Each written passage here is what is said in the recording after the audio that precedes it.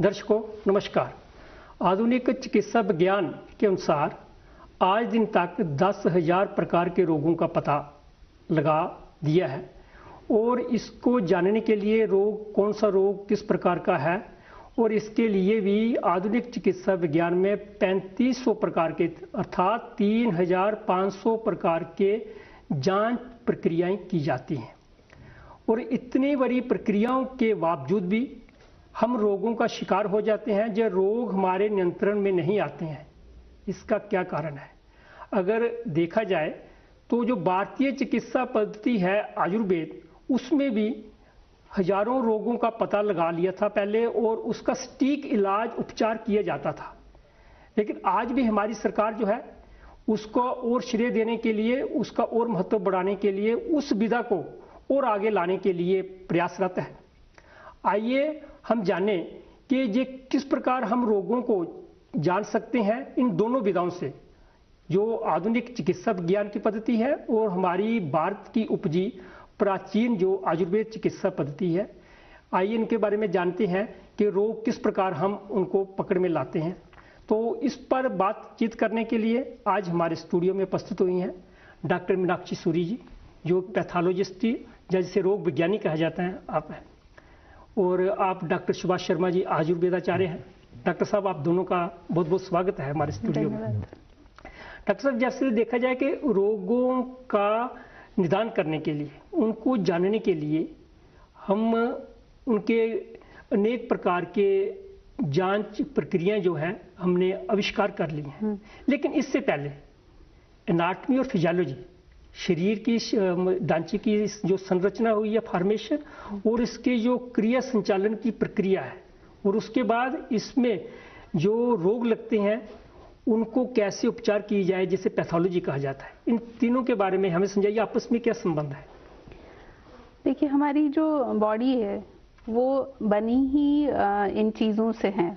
Like anatomy जब हम पढ़ते हैं तो बॉडी में बोन्स, जो हमारी बोन्स है या मसल्स है या ब्लड वेसल्स और नर्व्स है, जो सारी हमारी बॉडी में बॉडी को फॉर्म करती है, उनके बारे में हम सबसे पहले पढ़ते हैं। जी। उसके बाद हम हमारे जो सिस्टम्स है, सारे सिस्टम्स फंक्शनिंग, जैसे हम सर्कुलेटरी सिस्टम ले, नर्वस सिस्टम ले, डाइजेस्टिव सिस्टम ले, तो ये सारे सिस्टम कैसे काम करते हैं, तो इनका क्या बेसिस है कि खाना हमने खा लिया, वो कहाँ से कहाँ जाएगा, कितना देर कहाँ पे डाइजेस्ट होगा, कहाँ पे एब्जॉर्प्शन होगा, कैसे एक्सक्रीशन होगा, ये फिजियोलॉजी में आता है।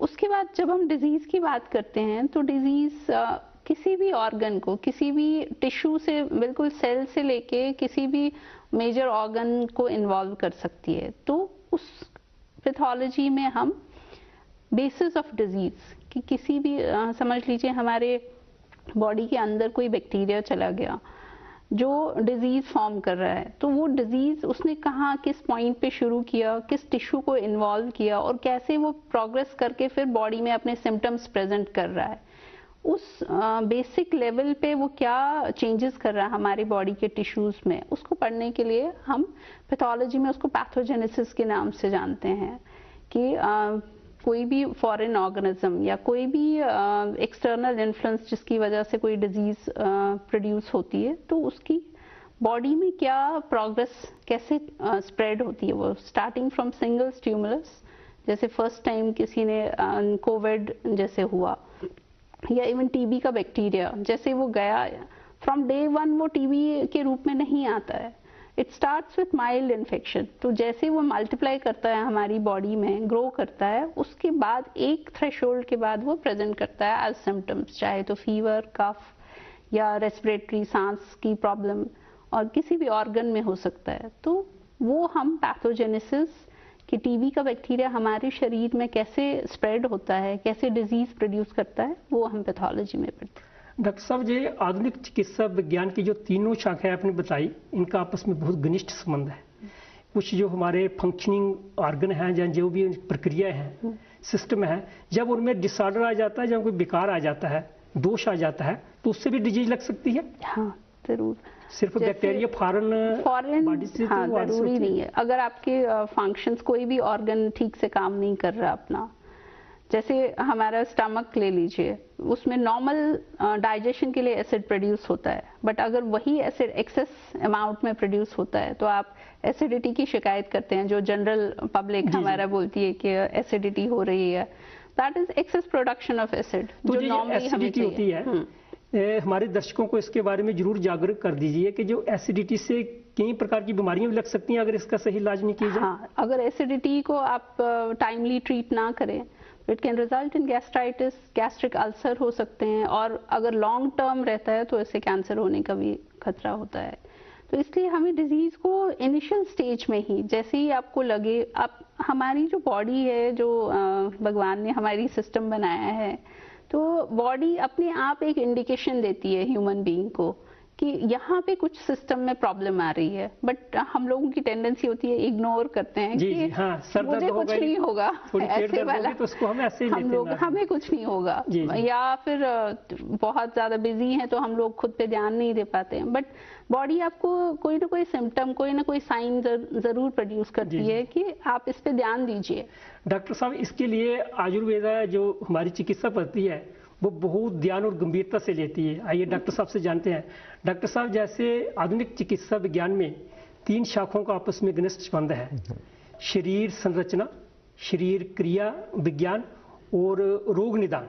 क्या आयुर्वेदा में भी इसका कोई संदर्भ है या इस प्रकार का है, उसके बारे में बताइए। आयुर्वेद का जो मूल सिद्धांत है वो बेस ही इन 3 चीजों पे करता है। देखिए, जब आयुर्वेद में एक बहुत कॉमन कोटेशन, मतलब जब होते हैं, क्योंकि आयुर्वेद संस्कृत में है, संस्कृत एक बहुत कॉमन कोटेशन है जो बार बार यूज की जाती है, दैट इज दोष धातु मल मूल अमिशेदम। 3 चीजें हैं आपकी जो हमेशा नॉर्मल रहनी चाहिए, और वो फिजिकल फॉर्म से लेके एक्टिविटी फॉर्म तक हर चीज को डेजिग्नेट करती हैं। इनको सरल भाषा में समझाइए। हाँ, दोष, धातु और जो एग्जैक्टली ये 3 चीजें हैं जी, दोष, धातु और मल। दोष हैं 3 दोष जो हम बताते हैं कि हमेशा वात पित्त कफ हैं। ये 3 दोष हैं जो आपकी, जब तक वो नॉर्मल स्टेट में बॉडी में रहेंगे, आप हमेशा हेल्दी रहेंगे। जितनी मात्रा चाहिए, जिस प्रकार उनको चाहिए। हाँ जी, इसलिए उनका सम मात्रा में रहना बहुत जरूरी है।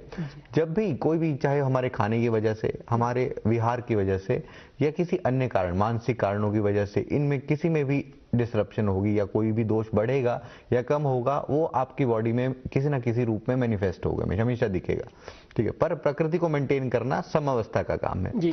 उसी तरह धातु है रस, रक्त, मांस, मेद, अस्थि, मज्जा, शुक्र, 7 धातु हैं। 7 धातु है। हाँ, जो बॉडी संरचना जिनसे बनी हुई है। हर एक धातु का अपना कार्य, नियत कार्य है कि वो धातु शरीर में ये कार्य करती है जब भी बनती है। तो जब भी इस किसी एक धातु का, हम बोलते हैं कि सबसे जरूरी चीज क्या है, अग्नि, खाना जो हम खाते हैं उसी से इन धातुओं का निर्माण होता है, जठराग्नि। और हर रोग का कारण कहाँ से स्टार्ट होता है, हमेशा जठर से। ठीक है, स्टमक। हाँ जी, मतलब स्टमक मतलब पूरा खाने का पाचन तंत्र आपका। अगर उसमें कोई भी दिक्कत होगी तो ये जो धातुएं हैं ये नॉर्मली नहीं बनेंगी, और अगर नॉर्मली नहीं बनेंगी तो ऑटोमेटिकली वहां पे क्या बन जाता है, एक फोकस बन जाता है, जहां पे दोष जो भी विकृत होगा वो दोष वहां आके स्थान संचय कर लेगा और बीमारी उत्पन्न करेगा। अगर सही पाचन क्रिया नहीं होती है तो जैसे अभी डॉक्टर साहब ने बताया कि अम्ल पित्त एसिडिटी बनती है, क्या आयुर्वेद में क्या इसका जिक्र है? अम्ल पित्त के बारे में बहुत, देखो, अम्ल पित्त बेसिकली आहार जन्य बीमारी, आहार और विहार मतलब हमारी जो हैबिट्स होती हैं। अगर आप खाना देखेंगे, अगर आप कटु मतलब मिर्ची वाला ज्यादा खाना खाएंगे, अम्ल ज्यादा, नमक ज्यादा खाएंगे, और लवण, नमक ज्यादा और अम्ल खट्टा ज्यादा, ये चीजें हैं जो बेसिक खाने में आपको क्या, जब भी आप ट्रीटमेंट करते हैं, आयुर्वेद हमेशा पहले क्या बोलता है, निदान परिवर्जन, मतलब आपको क्या करना है, उस चीज को छोड़ना है जो कर रही है। तो वो चीज क्या है, पहले जो खाना है, खाना आहार को, दूसरी चीज आपने अभी खाया है, ठीक है, और उसके बाद इन बिटवीन बीच में आप कहीं चले गए और आपने समोसा खा लिया, तो वो चीज है, वो क्या करेगा, पहले वाला खाना अभी पाचन नहीं हुआ है, आपने दोबारा से शरीर को कार्य दे दिया है करने के लिए, तो क्या होगा, अपना पहले वाला खाना कंप्लीटली डाइजेस्ट होगा ना बाद वाला। ये चीज क्या करती है, और एसिड बनाएगी, और क्या करती है, अम्ल पित्त को जनरेट करती है। शरीर को जरूरत नहीं है, फिर भी हम ठोस रहे हैं उसमें। हाँ जी, यही। और जितना भी जो चीज ज्यादा शरीर में ठहरती है और पाचन में समय लेती है, वो इन चीजों को ज्यादा बढ़ाती है। जैसे फास्ट फूड आज का, क्योंकि ये चीजें जो मैदे से बनी है, ये चीजें शरीर में, पेट में ज्यादा देर के लिए रुकेंगी, उसको पचाने के लिए शरीर को उतना ज्यादा मेहनत करनी पड़ेगी, और जब मेहनत ज्यादा करनी पड़ेगी तो एसिड ज्यादा बनता है। डॉक्टर साहब, आयुर्वेद की दृष्टि से जो अम्ल पित्त एसिड है, हाँ जी, ये किस प्रकार हानिकारक और कौन कौन से रोगों की ये जननी है? जैसे अम्लपित्त है, मैडम ने अल्सर की बात की, आयुर्वेद में उसे परिणाम शूल के नाम से और अन्नद्रव्य शूल के नाम से, इन दो नामों से किया गया है कि अगर तो आपके स्टमक वाले पोर्शन में होता है तो अन्नद्रव्य शूल है, अगर वो इंटेस्टाइन आंत में होता है तो वो परिणाम शूल। किस टाइम पे पेन होती है उनके अलग अलग लक्षण बताए गए हैं, तो सबसे पहला तो वो करता है। लेकिन अगर अम्लपित्त को यही नहीं रोका गया तो अम्लपित्त क्या करता है, धीरे धीरे अर्श रोग को, जिसे हम बवासीर की शिकायत कहते हैं, उससे, और धीरे धीरे गुल्म और गृहिणी दो रोगों को उत्पन्न करता है। और गृहिणी जब आपकी आंतरिक एक बार दूषित हो जाती है तो वही जो आपके यकृत है, प्लीहा के रोग हैं और हृदय रोग हैं उनका कारण बनती है। इस एसिडिटी को रोकने के सामान्य उपाय क्या हैं जो हम कर सकते हैं जिससे कि अम्लपित्त की हमें शिकायत ही ना हो? सबसे पहले देखो, अम्लपित्त होने का सबसे प्रधान कारण होता है जो लोगों में पाया जाता है वो है पानी का कम मात्रा में पीना। क्यों? उसकी वजह से कब्ज की शिकायत रहती है। जितना ज्यादा जो नॉर्मल वात का रास्ता है दैट इज अधो, नीचे की तरफ होना चाहिए। अगर आपको कब्ज रहती है तो जो एसिड नॉर्मली मल के साथ बाहर निकल जाना चाहिए उसको रास्ता नहीं मिलेगा, तो वो क्या करेगा, हमेशा ऊर्ध्व दिशा में, उल्टी दिशा में मूव करता है, इसलिए अम्लपित्त जनरेट विकार पैदा करेगा। हाँ जी, विकार पैदा करेगा। इसलिए सबसे पहला काम क्या है हमारा, यहाँ पेशेंट को कब्ज ना हो कोई भी। डॉक्टर साहब आपने पानी की बात की, पानी पीना चाहिए। हाँ जी। पानी कब और कितना पीना चाहिए, कब कब पीना चाहिए? आयुर्वेद में जब दिनचर्या की बात करते हैं तो कहते हैं दिन का प्रारंभ ही आपको उषापान से करना है। जी जी। जब आप सुबह उठते हैं तो पहले आपको 1 गिलास गर्म पानी पीना चाहिए, सिर्फ इसलिए कि क्योंकि रात भर आप जब सोए होते हैं और सुबह उठते हैं तो बेसिकली एसिड सिक्रेशन भी ज्यादा होती है। जी जी। दूसरी चीज, आपकी जो रात भर में बॉडी ने रिपेयर की होती है तो टॉक्सिन्स भी बहुत ज्यादा होते हैं। बिना कुल्ला किए पीना चाहिए या कुल्ला करके पीना चाहिए? वैसे तो प्रातः काल सबसे पहले वही पीना चाहिए। जी जी। ताकि आप जितने भी आपके शरीर में टॉक्सिन्स रात भर में इकट्ठे हुए वो शरीर से बाहर जा सके। आयुर्वेद की दृष्टि में क्या भोजन के साथ पानी लेना अनिवार्य है या लाभकारी है या नहीं लेना चाहिए? भोजन के साथ पानी, देखिए जी, जो जल सेवन है, जल सेवन का नियम बताया गया है कि आप चाह क्या, मतलब व्हाट आर योर टारगेट। अगर हम चाहते हैं कि हमने वेट गेन करना है, ठीक है, तो हमें खाना खाने के बीच में सिप सिप करके पानी लेना है। अगर आप चाहते हैं कि आपने वेट लॉस करना है तो खाना खाने से पहले लेना है, ठीक है। और अगर चाहते हैं कि पाचन क्रिया सब कुछ नॉर्मल रहे तो खाना खाने के 1 घंटे बाद लेना है, अगर आप पाचन क्रिया के लिए ले रहे हैं तो डॉक्टर साहब आपने बताया कि एसिडिटी का अम्लपित्त बनता है, तो इसके बारे में डॉक्टर साहब ने इलाज बताया। लेकिन जैसे भी कोई एलोपैथिक मॉडर्न मेडिकल साइंस का डॉक्टर इलाज करता है तो उससे पहले उसके पास स्टेथोस्कोप होता है, तो स्टेथोस्कोप के बारे में क्या? स्टेथोस्कोप मोस्टली हम लोग क्या करते हैं, हमारे सेम जैसे एग्जामिनेशन में 3 टाइप्स बोले तो मॉडर्न में भी इंस्पेक्शन, पैल्पेशन, परकशन और ऑस्कल्टेशन का लिए आता है। हाँ। तो डॉक्टर साहब आपने हमें जानकारी दी, अब हमें स्टूडियो की घड़ी जो लगी है वो सुइयां हमें और अनुमति नहीं दे रहे कि हमसे और चर्चा करें, दर्शकों के लिए और कुछ आपसे जानकारी प्राप्त करें।